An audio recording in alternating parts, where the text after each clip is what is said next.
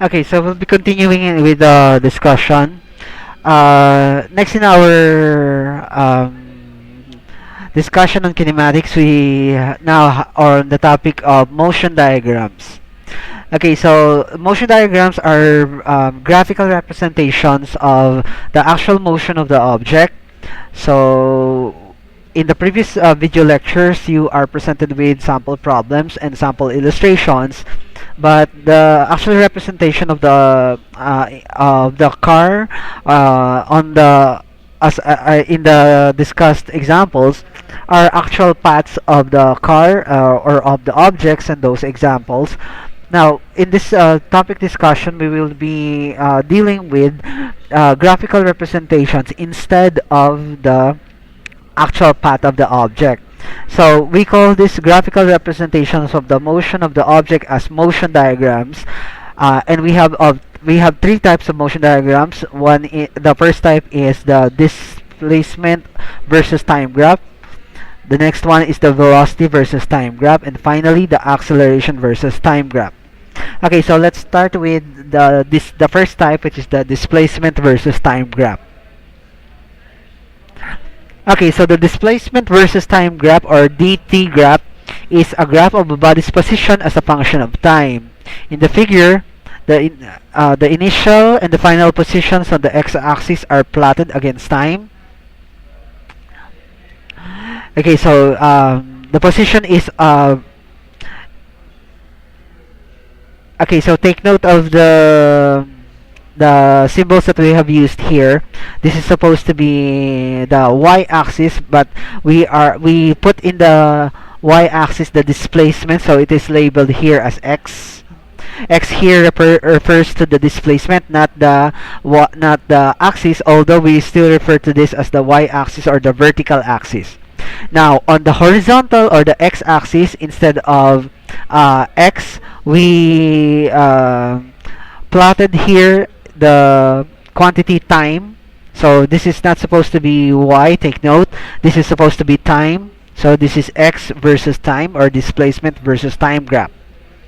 Okay, so I will not be using the reference for x and y any longer.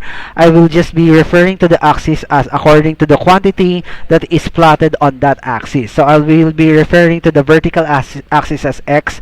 I will be referring to the horizontal axis as time.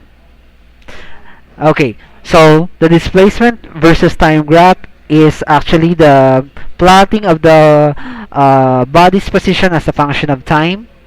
So we plotted on the vertical axis the displacement, on the horizontal axis the time. Okay, so as you can see in the illustration, we have the graph of the motion of an object with its initial position plotted at x sub 1 up to its second position plotted at x sub 2 at the time t sub 1 to t sub 2.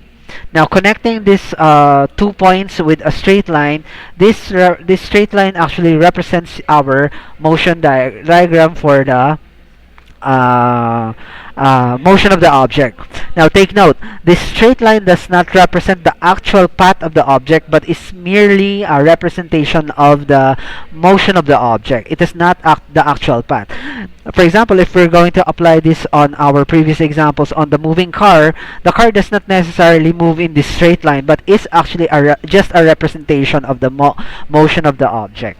Okay, so since this is simply a graphical representation, of course, the rise and run of this graph represents the change in position on the vertical axis, so that is delta x, and the run, which is the change in time, so from t sub 1 to t sub 2 represents our delta t. Okay, so this would as we can see here that the initial graph is a straight line. Now, one of the concerns of for our given straight line is the slope of the line, or the how much is the line is inclined with respect to the horizontal and the vertical axis, and that is of course indicated by the slope of the line, and the slope of the line, if you're going to recall that in your high school geometry, the slope of the line is simply the value rise over run, or rise divided by run. In this case, the rise is the rise. The rise refers to RISE. Rise refers to the change in the vertical value, so that is delta x, over run, which is the change in time or the change in the horizontal axis. So m therefore is equal to um, delta x over delta t. If you're going to recall this in the previous video lectures, delta x over delta t represents the average velocity. So therefore, for every given displacement versus time graph, for any straight line diagonal on that graph, the slope of that line represents the average velocity of the given object. Okay, so next type of graph is the velocity versus time graph. The velocity versus time graph is a graph of a body's velocity as a function of time. So, as compared to the displacement versus time graph, the difference for this graph is simply we plotted on the vertical axis the velocity instead of the displacement. Now, of course, if we're going to have the same form of the figure as before, that we have a straight line diagonal sloping upward, this time our rise would be delta v, still our run is delta t. Now the slope of this line would represent the ratio delta v over delta t. Now, of course, delta v over delta t from our previous video lectures is the average acceleration. Okay, so let us go through that again. The slope of the line for displacement versus time graph is the average velocity, whereas for a velocity to time graph, the slope of the line represents our average acceleration. Okay, so let's proceed now with motion with constant acceleration. And in physics, this is commonly referred to as uniformly accelerated motion, or UAM. UAM is a type of variable motion in which the velocity of a body changes at the same rate throughout the motion. Uniform acceleration means that the average acceleration between any time intervals is constant. In the figure of the car below, the car moves at a constant acceleration of 5 meter per second square. So how did we know? That the car accelerates with a constant value of 5 meter per second?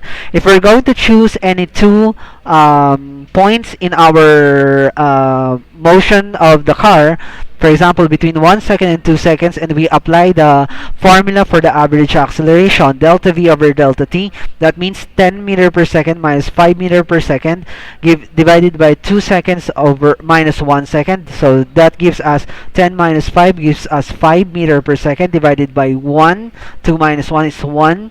So that is 5 meter per second over 1 second gives us 5 meter per second.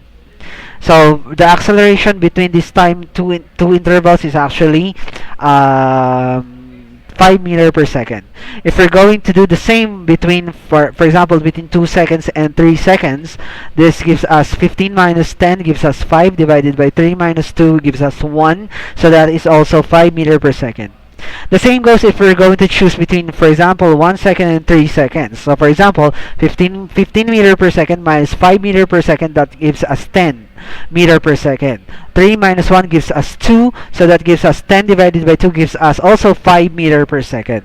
So the idea here is if you're going to choose any 2 points and you're going to compute for the average acceleration, if the acceleration is constant, then the average value of the acceleration is equal to the instantaneous value of the acceleration, because simply the value of the acceleration is constant.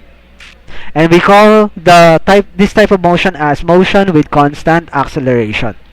Okay, so in analyzing uniformly accelerated motion, a body is usually placed on the x-axis or the horizontal axis. Then the initial position is determined usually at the origin. At the time t sub 0, the body has an initial velocity of v sub 0, and after some time or a later time as t, the velocity changes with a final velocity of v. Okay, so these are the corresponding similar values that were presented to you before in the previous video lectures. Okay, so for uniformly accelerated motion, to simplify the analysis of any motion with constant acceleration, we arrive with working formulas that would guide us in order to analyze problems for as long as we are given a set of combinations of those problems. So the idea here is that if you're going to analyze a problem individually, and you're going to list all the givens, this set of formulas would give you a guide, a sort of guide, in order to determine the missing quantity in the given problem for for a combination of the givens. So how does that work? Example, let's take the first equation. V is equal to V sub O plus AT. So V is actually the final velocity. V sub O is the initial velocity, and A is the acceleration, and T is the time. Okay, so the idea here is that if you're given the initial velocity, you are given the acceleration, the value of the constant acceleration, and you are given the time, this equation enables you to compute for the final velocity with given these three quantities, even though that we do not know the distance traveled by the object. We are not given x and x sub o. Even though we're not given x and x sub o, for as long as we are given the initial velocity, we are given a, we are given t, this equation enables us to compute for the final velocity even though we are not given the displacement. The same goes with the other working equations. So for example, if we're going to have the second form of the equation, we are given here actually the initial position x sub o, the initial velocity v sub o, the total time of travel t, the acceleration of the object. For as long as we are given the following quantities, this equation enables us to compute for the final position, even though we are not given the final velocity. Okay, so doing the same analysis for the last three equations here.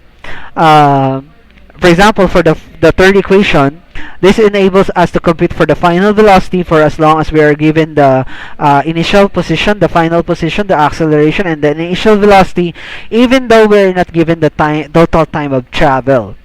So you can see the usage of this formula, even though we do not know the time of travel of the object, this formula enables us to compute for the final velocity, or perhaps any given combination such as the position. Okay, so last of the equation is that the missing quantity here is the acceleration. So if in analysis, even though we're not given the acceleration of the object, as long as we're given the time, the initial velocity, and the final velocity, this equation enables us to compute for the any value of position, even though if we're not given the value of the acceleration.